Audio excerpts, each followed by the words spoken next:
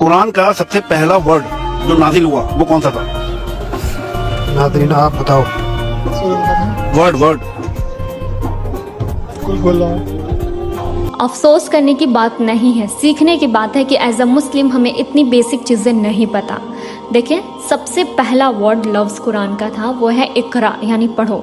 سورہ علق میں نازل ہوا. یہ قرآن کی سب سے پہلی وحی ہے جو نبی صلی اللہ علیہ وسلم پر غار حرا میں نازل ہوئی. اگر کوئی کوشچن کرے وحی کیا ہے، تو وہی وہ پیغام یا کلام ہے جو اللہ تعالیٰ اپنے نبیوں پر نازل فرماتا ہے تاکہ وہ لوگوں تک اللہ کا پیغام پہنچائیں.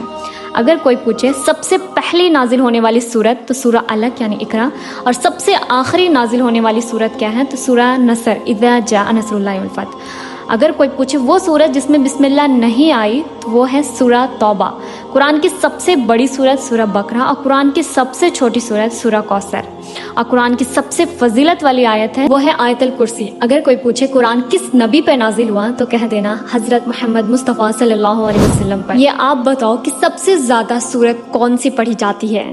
تو ہو سکے نا تو اس ویڈیو کو زیادہ سے زیادہ شیئر کرنا تاکہ آپ کے لیے صدقہ جاریہ ہو اور دوسروں کو بھی اس چیز کا علم ہو سکے. جزاک اللہ خیر.